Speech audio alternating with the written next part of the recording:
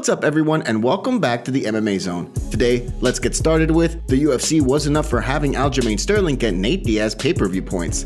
The UFC 279 card in September is now going to be headlined by the Khamzat Chimaev-Nate Diaz fight, a 5-round non-title main event that will also be the final bout for Diaz in the Octagon.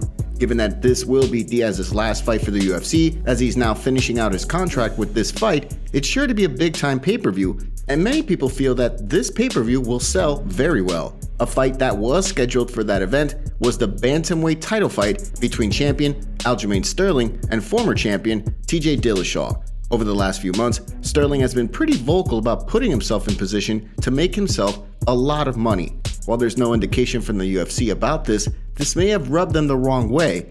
That, or they simply don't like Sterling. This is evidenced by the fact that the same day that the UFC announced the Diaz-Chimaev fight for UFC 279 in September, they bumped the bantamweight title fight by 1 month and will now put Sterling Dillashaw at UFC 280 in Abu Dhabi. Ariel Helwani says this was deliberate and says a lot about how the UFC views Sterling. During a Q&A session on the MMA Hour this week, this is what Helwani stated about that. September is filled, and they're not going to put Aljamain Sterling and TJ Dillashaw on that card.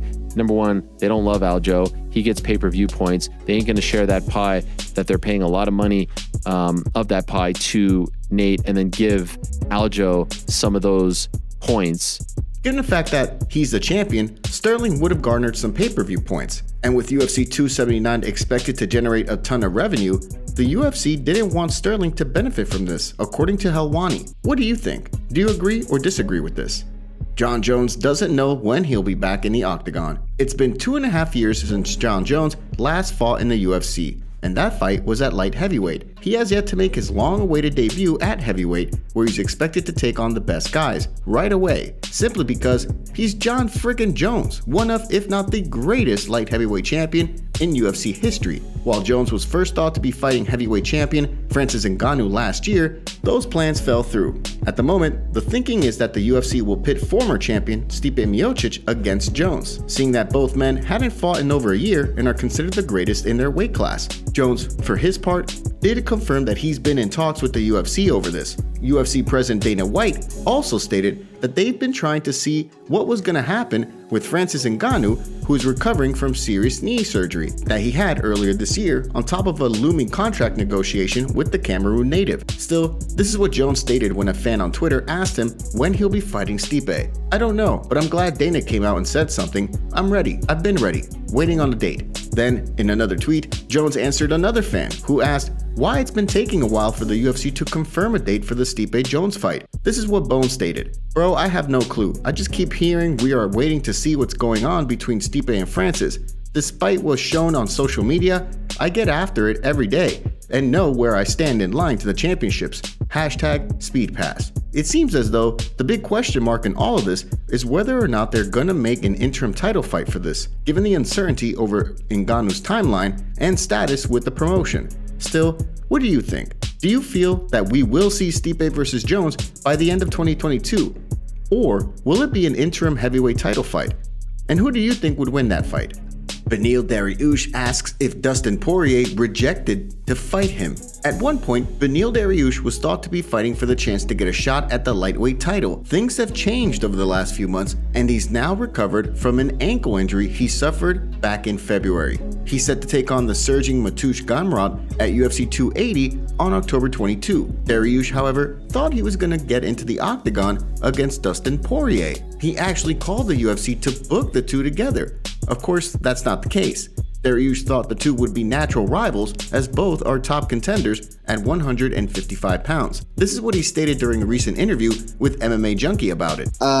We asked the UFC for Dustin Poirier, and it's not really clear. Like, I don't know if Dustin turned me down or the UFC never even asked Dustin, because, you know, a guy like me, let's be honest, I'm not like a superstar, and the scary thing about me is I pretty much eat stars is what I do. I eat the star and I don't become a star. Poirier is coming off a loss to the now former lightweight champion Charles Oliveira last December, in which he was submitted with a rear naked choke. Prior to that, he beat Conor McGregor in back-to-back fights. And Aljamain Dariush is taking on a wrestling specialist who's coming off a potential Fight of the Year contender against Artem Sarukian just last month. Aljamain is on a 4-fight win streak, 3 of them finishes, and is currently ranked number 9 in the division right now. What do you think about Dariush's comments here? Do you think Poirier versus Dariush would be a great matchup? And are you excited to see him fight Aljamain? Valentina Shevchenko denies any talk that Taila Santos exposed her. Valentina Shevchenko retained her flyweight title against Taila Santos at UFC 275 in Singapore last month, a fight that surprised many people watching it, if only because Santos seemed like she was getting the better of Valentina in the opening rounds of the fight.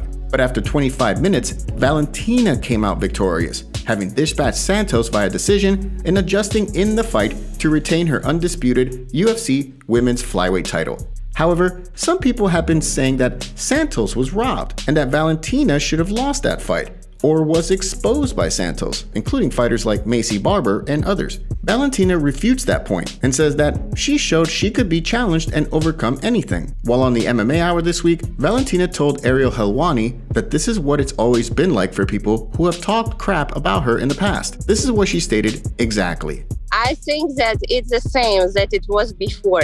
They could think whatever they can, whatever they want. But one thing is pretend that they know, and other things to be inside of in the Octagon and try that and do that and make it live.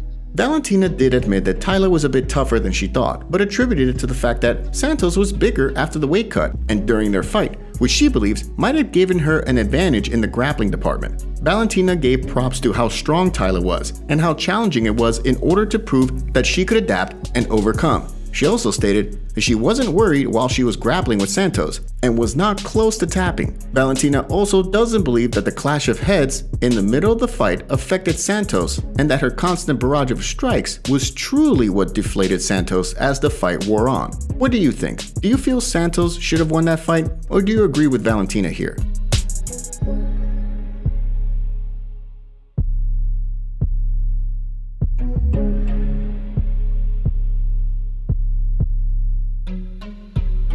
Paddy Pimblett continues his verbal assault on Jordan Leavitt ahead of UFC London. Paddy Pimblett is not letting up his verbal assault on the Monkey King ahead of their UFC London fight this Saturday. Pimblett will be entering his 3rd fight for the UFC on Saturday and will look to extend his win streak in the promotion, while Leavitt will try to extend his 2-fight win streak on Saturday as well. Paddy has showcased his intensity and anger ahead of this fight, owing to some words that Leavitt threw at him this week. Leavitt apparently questioned Paddy's previous opponents in the Octagon, and in turn, questioned how good Paddy really was. In response, Paddy took a swipe at Jordan Leavitt's opponents himself, namely guys who make up his 2-fight win streak. This is what Paddy stated. But he's been talking all sorts of crazy shit, lad, and he's an absolute crab. You know what I mean? Can't throw a punch to save his life, and he's trying to talk shit, lad, it's mad. Can't believe he's talking about my opponents. That's say Ogden, lad. Me nan's dead and she'd finish him. Know what I mean? Whatever Leavitt stated really got under the skin of Paddy, who will be entering his 2nd fight this year, 2nd time in his home country. Are you excited for this fight? And who do you think will walk away with the win here? Thank you so much for joining us today. What do you make of what's going on in the fight world? Make sure to like this video and subscribe to the channel to stay up to date on all the latest news from the MMA Zone. See you next time.